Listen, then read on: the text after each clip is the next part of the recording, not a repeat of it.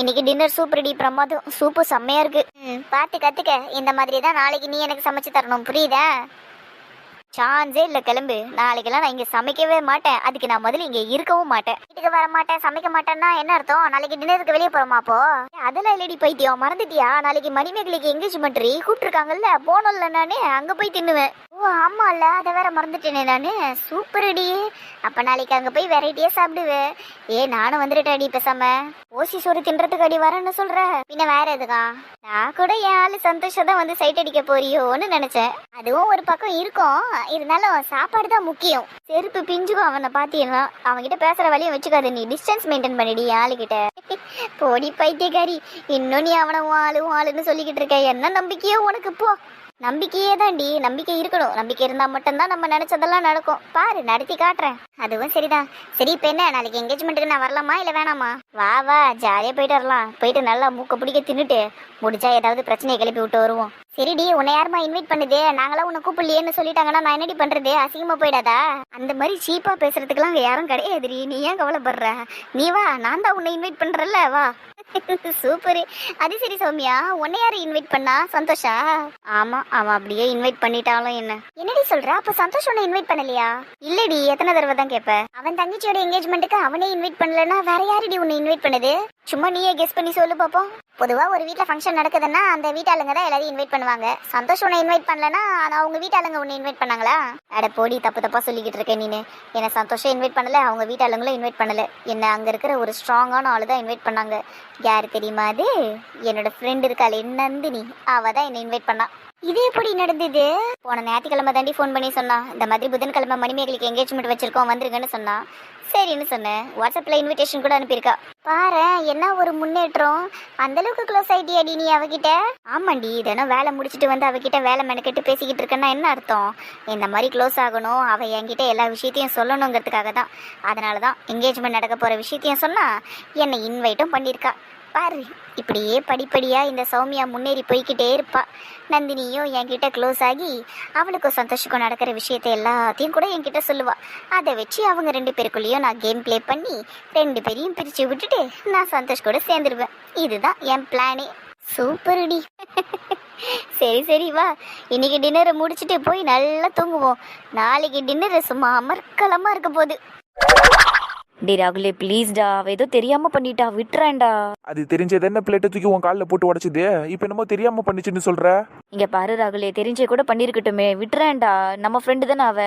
அதுவும் இல்லாம நாளைக்கு என்கேஜ்மெண்ட் வேறடா. இப்போ நீ போய் எதையாவது கேட்டேன்னு ஏன் ரொம்ப மனசளவுல டவுன் ஆயிடுவாடா. நாங்க யாரு திட்டினாலும் அது பெருசா எடுத்துக்காது. நீ திட்டினா சத்தியமா தாங்கிக்காதுடா. அதனாலதான் சொல்றேன், நீ எதுவும் கேட்காதடா. இந்த விஷயத்த அப்படியே விட்டுரு. இங்க பாரு, இப்போ இந்த விஷயத்த நான் கேட்காம விட்டுன்னு வையன், நாளை பின்ன இதை விட எதனா பயங்கரமா பண்ண வேண்டியது. என்ன பண்ணுவான்னு நினைக்கிறேன்? அவ என்ன கொண்டுடுவாளா என்ன?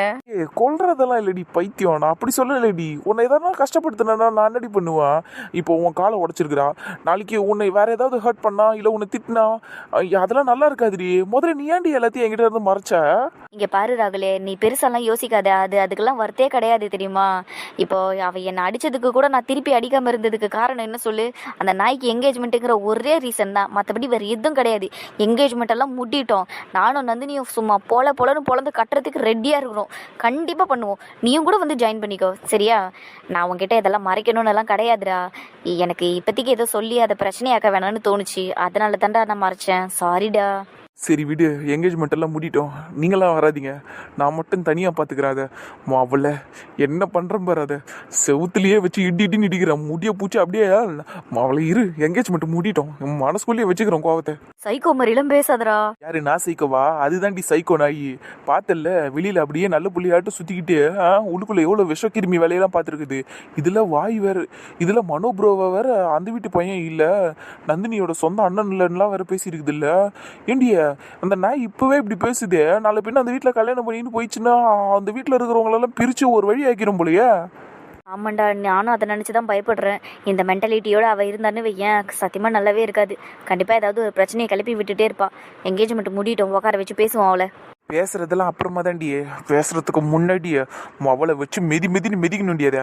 அதுக்கப்புறம் மட்டும் தான் பேச்சே ஸ்டார்ட் பண்ணுவேன். நான் சும்மா விட மாட்டேன்டியே. உன் காலை உடச்சது இல்லை, நான் என்ன பண்ணுறேன் பாரு. சரி விடு, அதெல்லாம் அப்புறம் பார்த்துக்கலாம். நீ வா, படுத்து தூங்கலாம். சரிடி, வா போய் படுக்கலாம். ஆனால் எனக்கு தூக்கம் வருமானு தாண்டி தெரில.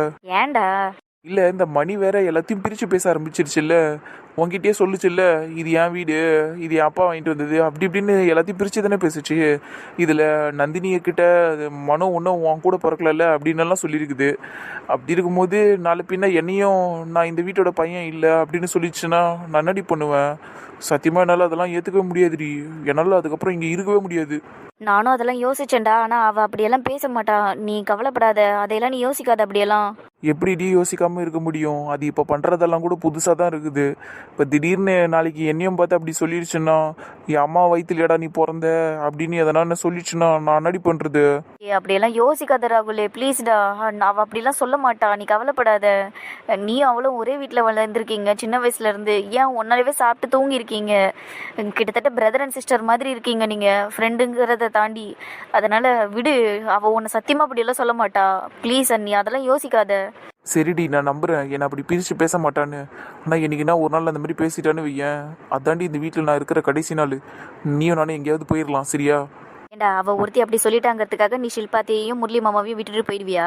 ஏன் சந்தோஷ் அண்ணனை விட்டுட்டு போயிடுவியா? உனக்கு அதுக்கெல்லாம் தைரியம் இருக்கா? சரியா தான் சொல்கிற. ஆனால் மணி என்ன அப்படி சொல்லிட்டா அதுக்கப்புறம் என்னால் இந்த வீட்டில் எப்படி நிம்மதியாக இருக்க முடியும்? மனசு ஃபுல்லாக உறுத்திக்கிட்டே இருக்குமேடி. அப்போ நான் இந்த வீட்டை விட்டு போகிறது தானே கரெக்டாக இருக்கும். நீ அப்படியெல்லாம் யோசிக்காத ராகுலே. மணி ஒன்றும் சின்ன வயசுலேருந்து உன்னை தூக்கி எடுத்து வளர்க்கல. ஷில்பாத்தை தான் வளர்த்தாங்க உன்னை. உனக்கு உலகம் தெரியறதுக்கு முன்னாடியிலேருந்தே அவங்க உன்னை உலகமாக நினச்சி வளர்த்துருக்காங்க. அவங்கள விட்டுட்டுலாம் போயிடுவேன்னு என்றைக்குமே யோசிக்காத, சரியா? அந்த நாய் அப்படி மட்டும் எதனா ஒன்று பேசிச்சுன்னு வையேன், அதை இந்த வீட்டை விட்டு துரத்திடுவோம், சரியா? நம்ம எங்கேயும் போக தேவையில்ல. அதானே, நானும் சின்ன வயசுலேருந்து இதே வீட்டில் தானே வளர்ந்தேன். சரிடி, அதையே அடித்து துரத்துவோம். சப்போஸ் அது வெளியே போகலன்னா என்னடி பண்ணுறது? அப்படியே அது போகிறன்னு முடிவு எடுத்தாலும் எங்கடி போவோம்? எங்கண்ணா போட்டோம், எனக்கு என்ன? என் புருஷனை இஷ்டத்துக்கு பேசுவா, நான் பார்த்துட்டு சும்மா இருப்பேனா?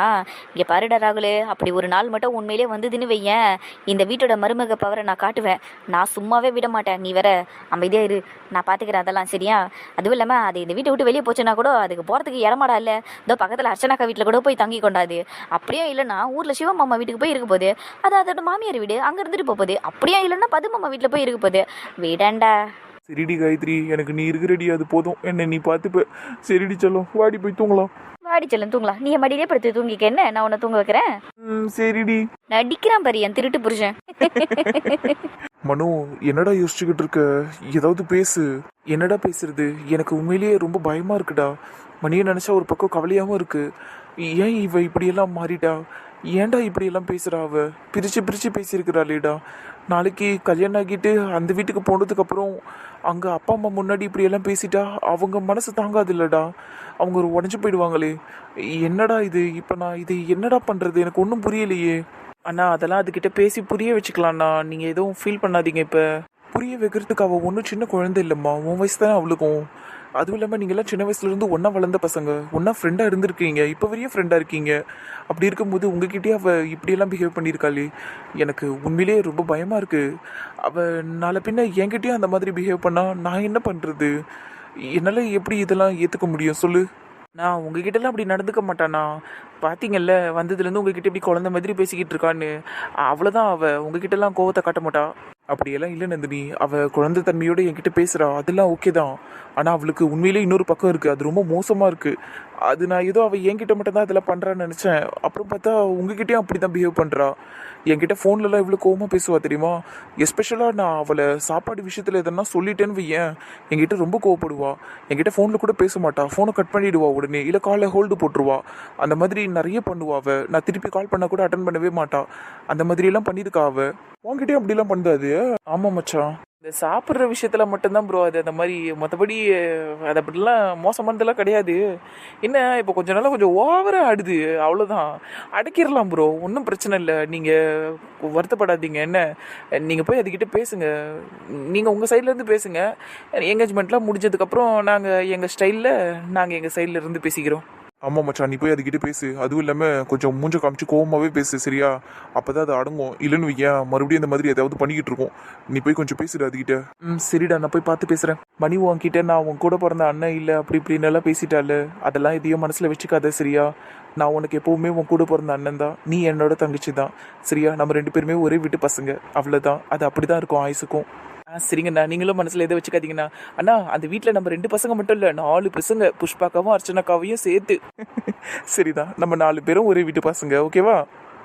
சரிங்கண்ணா. இப்போ போய் பேசுங்க அந்த நாய்க்கிட்ட, நல்லா பிடிச்சி திட்டி விடுங்க. சரிம்மா, நான் பார்த்துக்கிறேன். இவனை பார்க்கறதுக்கே மனசு கஷ்டமா இருக்குடி. இந்த மணியை சும்மானே விடக்கூடாதுடி. இரு, எங்கேஜ்மெண்ட் எல்லாம் மூடிட்டோம். என் சார்பா போட்டு மண்டியில் 4 கொட்டு வைக்கிறேன். வெறும் கொட்டு மட்டும்தானா? வியாழக்கிழமை பாருங்க கூத்து. நானும் ராகுலும் காயத்ரியும் 3 பேரும் சேர்ந்து உங்க தங்கச்சி உட்கார வச்சு அவள் மண்டையிலேயே மசாலா அரைச்சி அவளை பாருங்க வச்சு கும்முன்னு கும்ப போகிறோம்.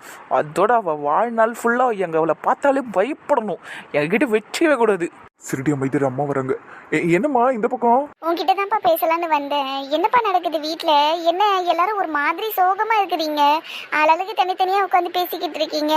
மணி அங்க தனியா உட்காந்துருக்கிறா, நீங்கெல்லாம் அவ கூடவே இல்லை. ஒண்ணு இன்னொன்னு, ஏதோ மனோ ஏன் இப்படி இருக்கான்? அவன் மூஞ்சில கொஞ்சம் கூட அந்த ஒரு சந்தோஷமே இல்லையே. சாயங்காலம் வரைக்கும் நல்லா தானே இருந்தான், இப்ப என்ன ஆச்சு அவனுக்கு? அப்படியெல்லாம் ஒன்றும் இல்லை, எல்லோரும் சந்தோஷமாக தான் இருக்கிறோம். மணி தான் அவள் கொஞ்ச நேரம் தனியாக இருக்க போகிறேன்னு சொன்னா, அதனால தான் நாங்கள்லாம் மேலே வந்துட்டோம். ராகுல் காயத்ரிக்கு தூக்கம் வருதுன்னாங்க, அதனால அவங்க தூங்க போயிட்டாங்க. நாங்கள் 3 பேர் இப்போ நல்லா தான் பேசிக்கிட்டு இருந்தோம். மனோப்ரோக்கும் தூக்கம் வருதுன்னாரு, அதனால தான் அப்படி அமைதியாக போயிருப்பாரு. அது உங்களுக்கு சோகமாக இருக்க மாதிரி தெரிஞ்சுது, வேற ஒன்றும் இல்லை. அப்படியாடா, நான் கூட இந்த மணி பீஸா சொல்லதான் ஏதோ பிரச்சனை ஆயிடுச்சோன்னு நினைச்சு பயந்துட்டேன். சரி, ஒன்றும் இல்லைல்ல, நீ சொல்லிட்டேல்ல, எனக்கு அது போதும். சரிடா, நீங்க பேசிட்டு கீழே வந்துருங்க. என்ன, காலையில சீக்கிரமா எழுந்துக்கணும், நேரத்திற்கு தூங்கிருங்க, ஓகேவா? சரிங்க. சரிம்மா, நான் வரேன்டா சந்தோஷ். சரிங்கம்மா. சூப்பரா சமாளிச்சு நந்தினி. இன்னும் நான் இந்த வீட்டில் என்னென்னத்தை சமாளிக்க போறணும் எனக்கு தெரியலங்க. ஏற்கனவே உங்களை ஒரு பக்கம் சமாளிச்சுக்கிட்டு இருக்கேன். இதுல இப்போ உங்க தங்கச்சி வேற புதுசா ஆட் ஆயிருக்கா. இன்னும் நான் என்னென்னத்தெல்லாம் சமாளிக்க போறணும் தெரியல எனக்கு. என்ன லுக்கு, நீ என்ன சமாளிக்கிற அளவுக்கு நான் என்னடி பண்ண உன்னா? இப்பெல்லாம் நான் உன்னை எதுவும் சொல்றது கூட கிடையாது. அப்புறம் என்னத்துக்கடி அப்படி சொன்னா? சமாளிக்கிறது ஒன்றும் தப்பான அர்த்தமோ இல்லை தப்பான வார்த்தையோ கிடையாது. நீங்க என் மேல அதிகமான அன்பை காமிச்சுக்கிட்டு இருக்கீங்க. இப்பெல்லாம் அதை சமாளிக்க முடியாம திணறிக்கிட்டு இருக்கேன், அதைத்தான் அப்படி சொன்னேன். நந்தினி ஒன்று சொன்னாலே அது தப்பா தான் இருக்குன்னு ஒன்றும் இல்லைங்களே சந்தோஷ். அப்படிவா வழிக்கு? அதுக்கெல்லாம் அப்புறமா வரேன். இப்போ வாங்க போய் தூங்குவோம். அத்தை சொல்லிட்டு போனது கேட்டீங்கல்ல, நேரத்தோட தூங்கி சீக்கிரமா எழுந்து சுப்பிரபாதம் பண்ணுமா. வாங்க போவோம். சுப்பிரபாதம் பண்ணுமா? அதெல்லாம் அம்மா சொல்லலையேடி. அத்தை சொல்லலைன்னா என்னங்க, நம்ம பாடுவோம் காலையில சுப்பிரபாதம். என்ன, வாங்க போவோம். அதுவும் சரிதான். சரி, வாங்க போய் தூங்கலாம்னு கூப்பிட்டுக்கிட்டு இருக்கியா? என் கூடயே வந்து தூங்க போற? எங்க, இது வழக்கமா நம்ம சொல்லிக்கிறது தானேங்க. நீங்களும் அப்படிதான் சொல்லுவீங்க, நானும் அப்படிதான் சொல்லுவேன். சொல்லிட்டு நம்ம 2 பேரும் அவங்கவுங்க வீட்டில் போய் தூங்க போறோம். அதைத்தானே நான் சொன்னா. இப்பெல்லாம் நீங்க நான் என்ன சொன்னாலும் தப்பான கண்ணோட்டத்திலேயே பார்த்துக்கிட்டு இருக்கீங்க. அதனால தான் இந்த மாதிரி பேச்செல்லாம் வந்துகிட்டு இருக்கேன். இல்லை, உங்களுக்கு மனசுக்குள்ள ஆசை இருக்குன்னா சொல்லுங்க, எனக்கு ஒன்றும் பிரச்சனை இல்லை. உங்க ரூம்லயே வந்து தூங்குறேன். ஐயோ, அப்படிலாம் ஒன்றும் இல்லை நந்தினி. நம்ம மேரேஜுக்கு அப்புறம் தான் ஒன்னா ரூம்ல எல்லாம் தூங்கணும். இப்பெல்லாம் இல்லை. Good night. அதானே பார்த்தேன். Good night. என்னங்க சும்மா வேடிக்கை பார்த்துக்கிட்டு இருக்கீங்க? அந்த முட்டை ஆம்லெட் எடுத்து எனக்கு ஊட்டி விடுங்க. அதெல்லாம் நான் பண்ண முடியாது. நான் இங்க வந்தது உனக்கு ஊட்டி விடுறதுக்கு இல்ல. அப்ப எதுக்கு இங்க உட்கார்ந்திருக்கீங்க? எழுந்து போய் தூங்க வேண்டியதானே? போக தான் போறேன். உங்ககிட்ட கொஞ்சம் பேசிட்டு அதுக்கப்புறமா போறேன். எனக்கு இப்போ உங்ககிட்ட பேசுறதுக்கெல்லாம் மூடு இல்ல. போங்க எழுந்து. எதுக்கு இப்ப இப்படி பேசுற? உனக்கு நான் ஊட்ட மாட்டேன்னு சொன்னதுனாலயா? அப்படியெல்லாம் ஒன்றும் கிடையாது, எழுந்து போங்க. இங்க பாரு மணி, உன்னோட இந்த ஆட்டிடியூட் இருக்குல்ல, இது சுத்தமா நல்லாவே இல்ல. இதெல்லாம் சகிக்கல. முதல்ல புரியுதா? முதல்ல சேஞ்ச் பண்ணிக்க. வயசுக்கு ஏத்த மாதிரி நடந்துக்க. சும்மா சின்ன குழந்தை மாதிரி எல்லாம் பண்ணாத. என்ன சொன்னீங்க இப்போ? ஏன் நான் சொன்னது உன் காதுல விழலையா? கொஞ்சமாவது மெச்சூர்டா நடந்துக்கோன்னு சொல்றேன். புரியுதா இல்லையா உனக்கு? இப்ப எதுக்கு என்கிட்ட இவ்வளவு கோவமா பேசிக்கிட்டு இருக்கீங்க நீங்க? கோவமா பேசாம பின்ன உன்னை கொஞ்சுவாங்களா? நீ என்ன மாதிரியான வேலையெல்லாம் பாத்துருக்க மணி? இல்ல உனக்கெல்லாம் அறிவு இருக்கா இல்லையா? எதுக்கு என்ன பார்த்து இப்படி எல்லாம் பேசுறீங்க?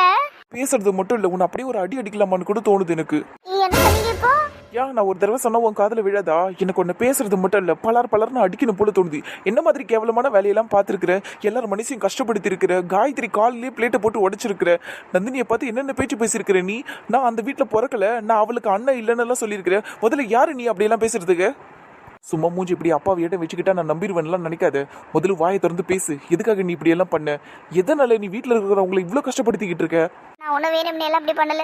எல்லாரும் நான் சாப்பிட்றத வச்சு கிண்டல் பண்ணிக்கிட்டே இருக்காங்க. எனக்கு அது பிடிக்கல, அதனால தான் எல்லாரையும் கஷ்டப்படுத்தினேன். போய் சொல்லாத மணி, உண்மையை சொல்லி என்கிட்ட. எதுக்காக நீ இப்படி எல்லாம் பண்ற? கிண்டல் பண்றாங்க, அதனால நான் அப்படி பண்ணங்கிறதெல்லாம் பச்சை பொய். ஏன்னா இதுக்கு முன்னாடி கூட தான் உன்னை எல்லாரும் கிண்டல் பண்ணியிருக்காங்க. உன்னை வெரைட்டி எல்லாரும் அடிச்சிருக்காங்க. நீயும் எல்லாரையும் திருப்பி அடிச்சிருக்க, என்னென்னமோ பண்ணிருக்க. நீ அதை எல்லாத்தையுமே ஃபன்னா தானே எடுத்துக்கிட்ட. இப்ப மட்டும் என்ன உனக்கு இவ்வளவு வலிக்குது?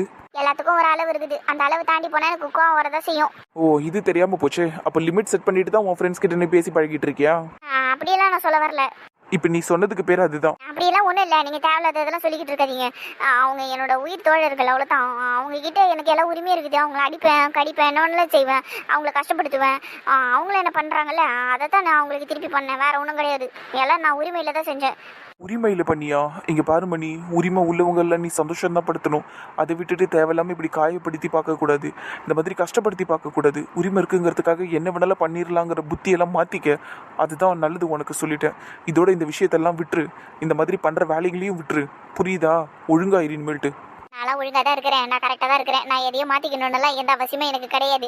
நீங்கள் எனக்கு அதெல்லாம் சொல்ல தேவையில்ல. ஓ, நான் சொல்லணும்ல அவசியம் இல்லையா மேடம்க்கு? சரி, ஓகேம்மா, சூப்பர் தான். உன் மேலே இருக்கிற தப்பை எடுத்து சொல்கிறேன், திருத்திக்கோன்னு சொல்கிறேன், அதை நீ புரிஞ்சுக்க மாட்டேங்கிற. அப்படி தான் பண்ணுவேங்கிறல்ல.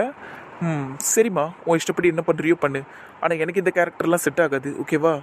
எனக்கு இதெல்லாம் சுத்தமாக செட் ஆகாது. உன்னால் முடிஞ்சால் உன்னை மாற்றிக்க.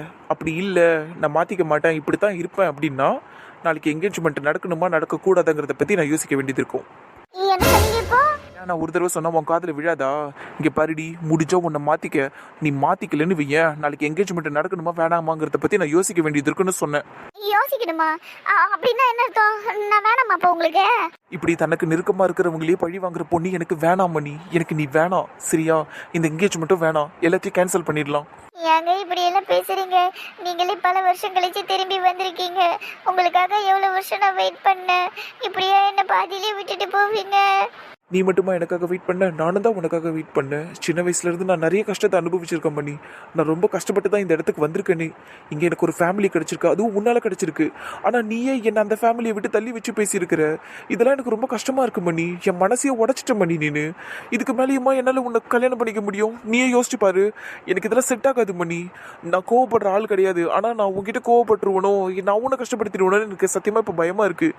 வேணாம், இந்த என்கேஜ்மெண்ட்டை கேன்சல் பண்ணிடலாம், விட்டுரு. ப்ளீஸுங்க, சாரிங்க. நான் ஏதோ கோவத்தில் தான் அப்படியெல்லாம் பேசிட்டேன். நான் இனிமேல் சத்தியமாக அப்படியெல்லாம் பேச மாட்டேன் உங்களை, சரியா? உங்களை அந்த வீட்டை விட்டு தள்ளியெல்லாம் வச்சு பேச மாட்டேன். நீங்கள் அந்த வீட்டு பையன் தான், நீங்கள் நந்தினிக்கு அண்ணன் தான். நான் ஏதோ கோவத்தில் தான் அப்படியெல்லாம் பேசிட்டேன். நான் இனிமேல் அப்படியெல்லாம் பேச மாட்டேன். நான் யாரையும் கஷ்டப்படுத்த மாட்டேன். நான் பண்ணதெல்லாம் தப்பு தான். என்னை மன்னிச்சிருங்க ப்ளீஸ், என்னை மன்னிச்சிருங்க ப்ளீஸ். நீ பண்ண தப்பு என்னன்னு புரிஞ்சுக்கிட்டு தான் நீ என்கிட்ட இப்போ சாரி கேட்குறியா? இல்லை நான் என்கேஜ்மெண்ட்டை கேன்சல் பண்ணிட்டு போகிறேங்கிறதுக்காக நீ என்கிட்ட சாரி கேட்குறியா? என்ன இப்படியெல்லாம் பேசிக்கிட்டு இருக்கீங்க?